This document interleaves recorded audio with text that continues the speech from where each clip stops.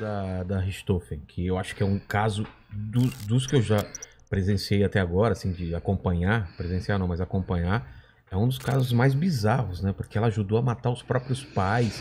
É uma garota que... Assiste os filmes, por favor, gente. Eu vou Sexta-feira, assistir, vou comentar aqui. Amazon Prime Video. A gente assiste no final de semana e comenta aqui depois. Vamos, porque olha... Porque é uma coisa... Escuta ela falar. Escuta ele falar. Eles têm histórias diferentes sobre o que aconteceu.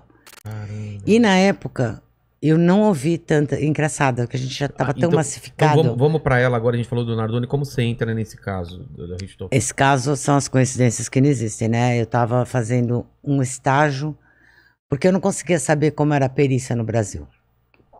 O FBI tem site, tinha. Estamos falando de 2001. 2002. A Scotland Yard, tudo você sabe. E Brasil? O Brasil não tinha nada. E eu não conseguia entender como que... Nem sabia que tinha perícia, assim, muito boa, assim, não sabia. Tá. Aí eu me inscrevi num curso de perícia na Academia de Polícia de São Paulo. Eu perguntei se eu podia ser ouvinte. Foi engraçado, porque Dr. Délio, ele olhou para mim e falou, olha, nunca ninguém perguntou. Mas não tem nenhum lugar que diz que pode, mas também não tem um lugar que diz que não pode. Pode ser ouvinte, vai, tudo bem, vou deixar. Eu que estava escrevendo ainda o Louco ou Cruel, que é o primeiro livro. Aí ele me deixou ser ouvinte, e aí que eu fiquei sabendo, com esses peritos que ficaram meus colegas ali, eu fiquei sabendo que tinha não só perícia, como tinha uma perícia de homicídios, que ficava lá no prédio de homicídios, na Brigadeiro Tobias. Aí eu fui lá, me falaram que tinha uma perita-chefe, que era a doutora Jane, e aí eu fui lá, bati na porta da doutora Jane, falei, queria saber como funciona, ela foi super simpática, tal, me recebeu super bem, e falou, vem aí, né, faz o plantão com a gente, vê como é que é. Ela foi, assim, pra mim, incrível, porque ela me abriu realmente um caminho, porque imagina que eu ia lá uma vez por semana, ela me deu umas dicas de uns peritos melhores, que tinham mais paciência de mostrar e tal, e eu ficava num plantão, eu subia na viatura onde eu ia com eles, ver local de crime. E foi nesse ano que eu fiquei 1 ano fazendo isso. Nesse ano que eu fiquei, em outubro, acontece o crime do casal Richthofen. E foi uma bagunça, né? Porque isso levantou a perícia, tanto que eu fui com eles na reprodução simulada desse caso. Eu me assustei até com a repercussão, porque quem tá lá dentro, a gente não tinha tanta ideia de que iam ter 500 jornalistas na rua no dia da reprodução simulada. Caramba. A gente não tinha tanta noção assim. E foi assim, e aí eu entrei no caso assim, acompanhei a perícia toda. Como passo que é a essa passo. reprodução que eles fazem? É no local? É no local, foi na casa. Caramba. E um de cada vez separadamente, Suzane, Christian e Daniel. Cada um contou para os peritos passo a passo do que aconteceu meio que ali. Demonstra. Tudo, vai tirando foto, vai filmando, mas separou onde, para quem foi, onde você chegou. Então começou da garagem, chegamos por aqui, quem desceu do carro, quem estava sentado na frente, quem estava sentado atrás, quem desceu por onde. Onde eles puseram as meias na cabeça, não puseram, eles eram preocupados com o DNA, né? Com fio de cabelo, não queriam deixar provas.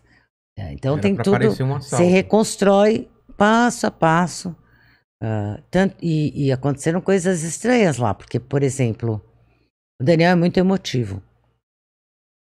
E quando a Jane, para montar essa reprodução simulada, os policiais que fazem o papel das vítimas. Então ela botou um policial mais ou menos o tipo do Manfred para fazer o Manfred, e um policial mais ou menos do tipo da Marisa.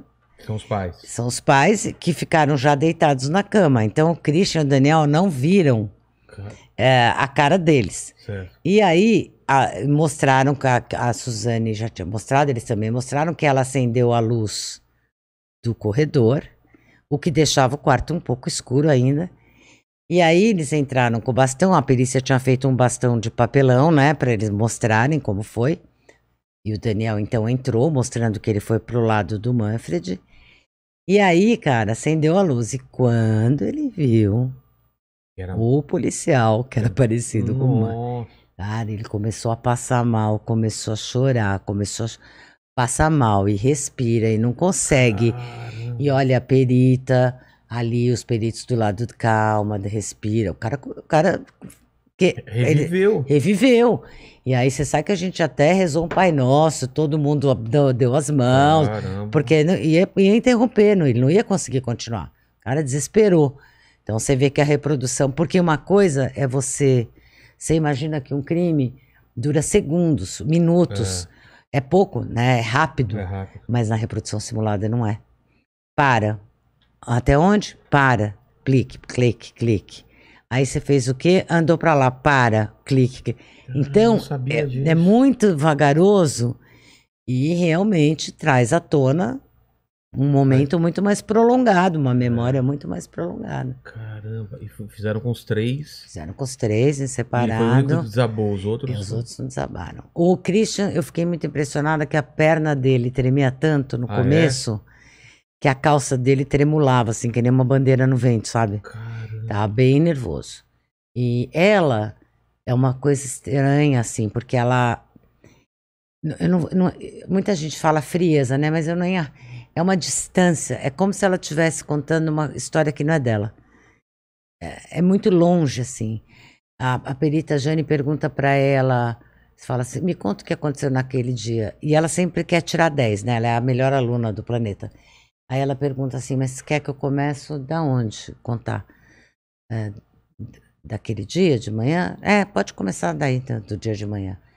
E aí é uma voz monocorde, assim, aquele dia de manhã eu acordei, tomei café com a minha mãe, meu pai, com meu irmão, aí fomos pra escola. Assim, e é como se não fosse... Gente, já tá contando o dia que os pais morreram, assassinados. Estraçalhados. Parece que ela tá contando um filme. E ela tá contando uma. Como, entendeu? Às vezes até um filme você conta mais envolvida. Mas um filme que ela nem gostou tanto. Você leu uma resenha. Sabe, exatamente. Assim? Eu vi que é um filme que fala de um casal. Então, eu não acho que é uma questão de ser fria. Entendeu? Por exemplo, ela estudou o processo para o júri. Olha, eu que não tenho nada a ver com isso. Você que não tem nada a ver com isso. Se você vê as fotos que tem no processo já é difícil, eu não posso imaginar se eu tivesse que ver essas fotos se fosse meu pai e minha mãe. Entendeu? Então, ela tem uma... É como se... É um split, na psicanálise fala bem. É uma distância, assim. Não é com ela, é outra, é o outro. Muito louco. Cara, que assustador isso. É uma dissociação. Aí você acompanhou isso, você já começa aí. Aí, então, eu já tava lá desde o começo. E a imprensa toda lá fora. Toda lá fora, uma loucura. 500 caras, chovia, helicóptero. E eu morri de medo, porque eu fui a única... Foi mesmo? Que bairro? Na casa, Campo Belo. Campo Belo. Eu era a única civil acompanhando esse trabalho. O resto era tudo polícia. E no noite anterior... Um jornalista, que eu nunca vou falar o nome, me ligou, me ofereceu, tentando entrar numa questão de me oferecer uma grana para eu entrar com uma câmera. Eu nem deixei ele, falei, não vai dar, não vai rolar, mas eu fiquei muito assustada, até com isso. Falei, gente, mas onde que eu tô, né? O nível que tá... Não, e aí eu cheguei de manhã na reprodução simulada, a delegada bravíssima. E eu falei assim, doutora Cíntia Tucunduva. Ela é brava, magrinha, brava. E ela olhou pra ele e falou, você é quem? Falei, porque eu tinha uma autorização de uma juíza, tá? Pra estar lá. Não sou Suzane. Não, mas eu tinha uma autorização, eu não fui lá de bico. Sei. Porque quando a gente viu que ia ter a reprodução, a Jane mesmo, meus peritos me falaram, vai na juíza corregedora, conta pra ela que você tá fazendo estágio aqui, e ela me deu uma baita autorização bacana para fins literários. Tá. Porque eu não sou jornalista. Você não poderia publicar. Imagina, não era, mas eu nem queria. Eu queria escrever esse livro, que no fim eu escrevi mesmo. E mandei pra juíza que me deu autorização.